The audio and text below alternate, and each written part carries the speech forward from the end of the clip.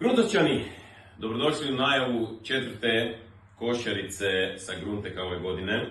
Danas je srijeda 21.5. i kreću vaši linkovi za narudžbe.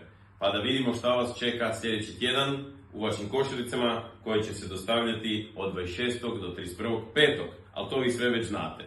Znači, evo danas sam ujutro bio na Grunteku, skupio uzorke, smrzao sam se, znači odmah ću vam reći, mokro je, hladno je i baviti se poljoprivredom trenutno nije najbolja opcija za karijeru. Ali evo, šta se mora se, povrće stiže.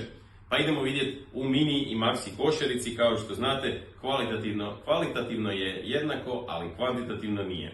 Pa tako ćete u mini košarici naći klasično miks salata, ja bih to nazvao ovako stručno, agronomski, tamnozelena, svjetlozelena i nezelena, dok ćete u maxi košarici naći 5 takvih različitih salata.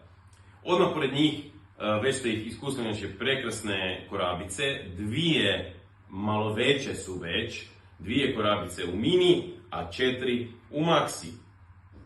Mladog luka ćete imati jedan pušlek, ali dobar pušlek od 300 grama, ne oni kaj se u supermarketima po 2 vežu, i 2 pušleka u maxi. Naći ćete glavicu mladog kelja, uzmite u obzir, to su tek prvi keljići, malecki su, u maloj ćete naći 1, u maxi ćete naći 2 ako su manjen, a 1 ako je baš neka veća, ali dopustite nam tu fleksibilnost. Uz to, celer peršin i vlasac. Ja mislim da je vlasac po prvi put. Uglavnom,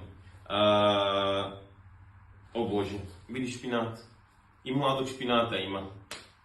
Uglavnom, vidi se da se nisam dobro pripremio za ovu najavu, ali Gruntek se pripremio za ovu zimsko proljeće, kišno proljeće, tako da vi imate kaj žvakat doma. Dobro vam tek, do sljedeće isporuke.